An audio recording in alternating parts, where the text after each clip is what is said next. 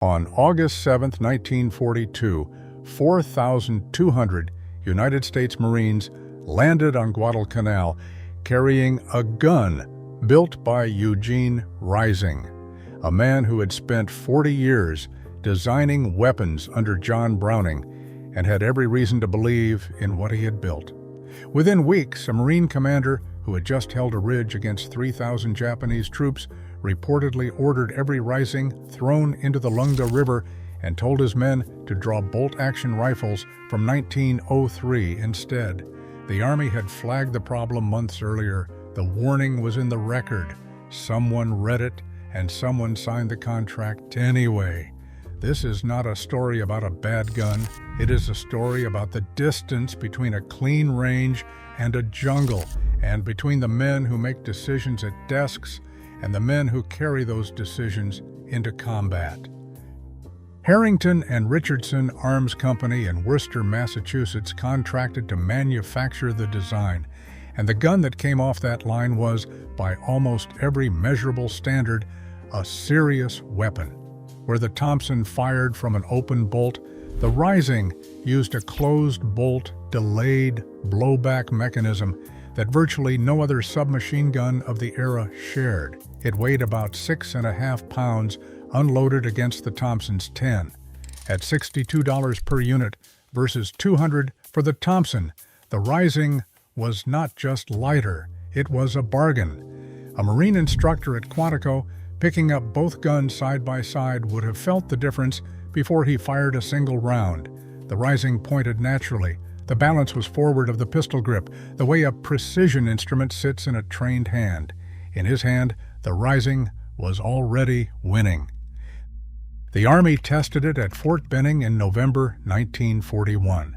Parts failed. A second test at Aberdeen Proving Ground in 1942 produced only 2 malfunctions in 3,470 rounds, a result most submachine guns of the era could not match.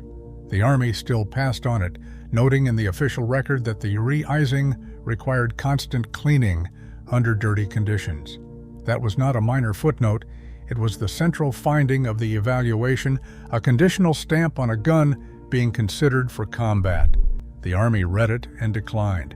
The Marine Corps tested it at Quantico in late 1941 and found it acceptable when maintained to standards.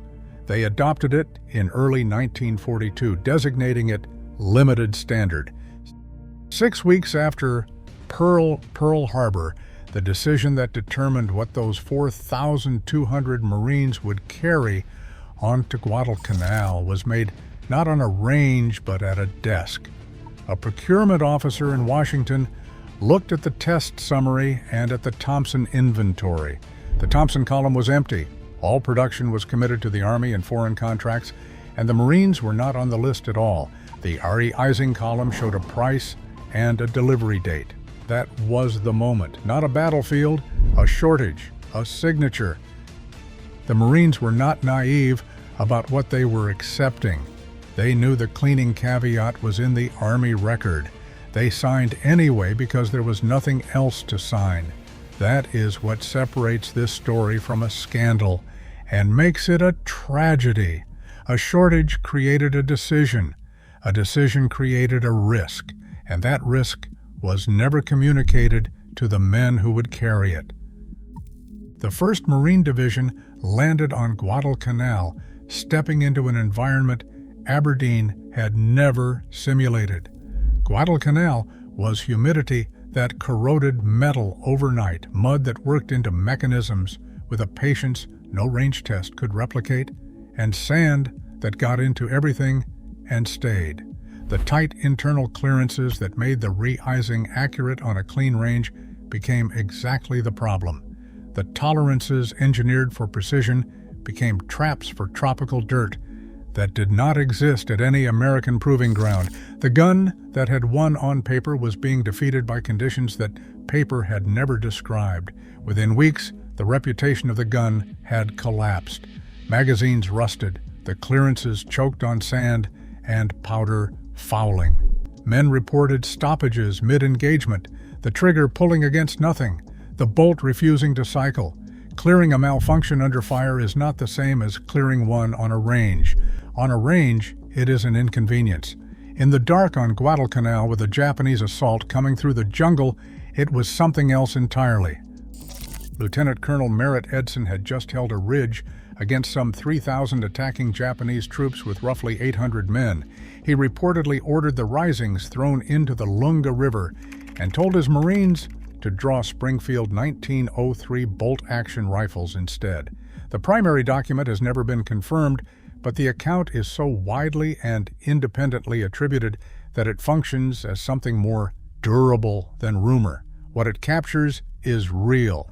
The commander of one of the most elite units in the American military decided that a bolt action designed in 1903 was more trustworthy than a modern submachine gun issued in 1942. When that verdict comes from that kind of man, in that kind of moment, it is not a complaint, it is a reckoning. When Army units arrived with M1 Garands, Marines began trading for them without orders, without paperwork, and without explanation. The official designation said, "limited standard." The men said something shorter and not printable. The Quantico test board phrase, "acceptable when maintained to standards," was a conditional approval written by people who understood exactly what that condition meant in practice. The cleaning requirement was not hidden. It was documented, absorbed into a procurement decision made under shortage pressure, and then it stopped traveling. It never reached the men who needed to know it. The distance between its presence in an official record and its absence in the understanding of the men carrying the gun is the true cost of that decision. Someone read the board report, moved on, and left a door open. Guadalcanal walked through it, but the failure did not belong to Eugene Rising. The closed bolt design he patented in 1940 was, for submachine guns of that era, genuinely ahead of its time, a feature virtually no other submachine gun of the period shared. His accuracy figures were legitimate. His weight reduction was real. He was not a fraud pitching something he knew was flawed. He was a precision instrument designer who built a precision instrument and watched it get sent to a place that destroys precision. The re-izing was replaced by the M1 carbine as soon as supply allowed. Surviving guns went back stateside to guard installations where conditions were clean and stakes were lower. Some went to Canadian and Soviet forces. The 1st Marine Division never carried them into frontline Pacific combat after 1943.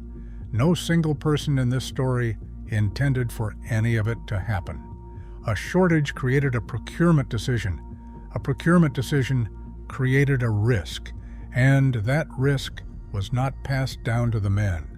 That is how institutions fail people without any individual designing the failure.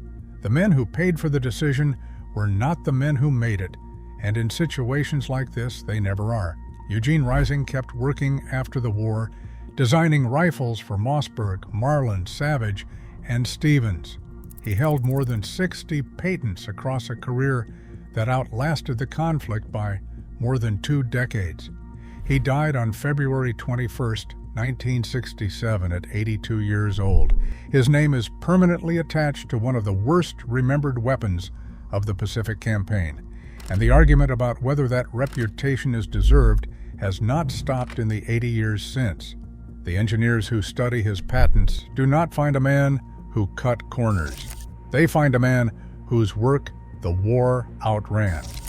The men who handle the re-izing at gun shows today notice the same things the Quantico instructor noticed in 1941. It is light, the action is smooth, the mechanism is thoughtful. They set it down knowing exactly why it has the reputation it has. And that knowledge does not resolve the tension, it deepens it.